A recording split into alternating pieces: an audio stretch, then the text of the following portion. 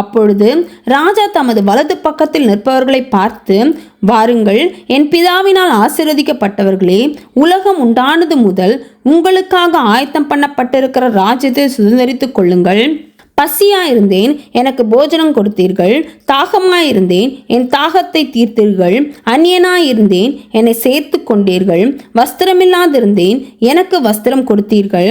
வியாதியாயிருந்தேன், என்னை விசாரிக்க வந்தீர்கள். காவலில் இருந்தேன், என்னை பார்க்க வந்தீர்கள் என்பார்.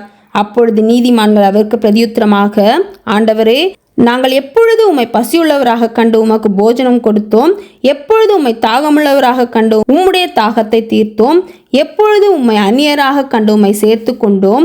எப்பொழுது உம்மை வஸ்திரமில்லாதவராக கண்டு உமக்கு வஸ்திரம் கொடுத்தோம்? எப்பொழுது உம்மை வியாதியுள்ளவராகவும் காவலில் இருக்கிறவராகவும் கண்டு உம்மிடத்தில் வந்தோம் என்பார்கள். அதற்கு ராஜா பிரதியுத்தரமாக, மிகவும் சிறியவராகிய என் சகோதரரான இவர்களில் ஒருவனுக்கு நீங்கள் எதை செய்தீர்களோ அதை எனக்கே செய்தீர்கள் என்று மெய்யாகவே உங்களுக்கு சொல்லுகிறேன் என்பார். அப்பொழுது இடது பக்கத்தில் நிற்பவர்களை பார்த்து அவர், சபிக்கப்பட்டவர்களே, என்னை விட்டு பிசாசுக்காகவும் அவன் தூதர்களுக்காகவும் ஆயத்தம் பண்ணப்பட்டிருக்கிற நித்திய அக்கினியிலே போங்கள். பசியாயிருந்தேன், நீங்கள் எனக்கு போஜனம் கொடுக்கவில்லை. தாகமாயிருந்தேன், நீங்கள் என் தாகத்தை தீர்க்கவில்லை.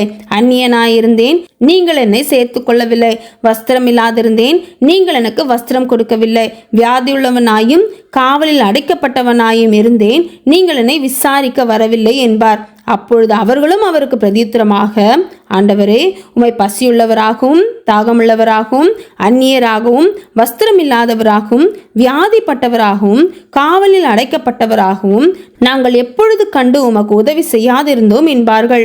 அப்பொழுது அவர் அவர்களுக்கு பிரதியுத்தரமாக, மிகவும் சிறியவர்களாகிய இவர்களில் ஒருவனுக்கு நீங்கள் எதை செய்தீர்களோ அதை எனக்கே செய்தீர்கள் என்று மெய்யாகவே உங்களுக்கு சொல்லுகிறேன் என்பார். அந்தபடி இவர்கள் நித்திய ஆக்கினையை அடையவும் நீதிமான்களோ நித்திய ஜீவனை அடையவும் போவார்கள் என்றார். ஆமேன்.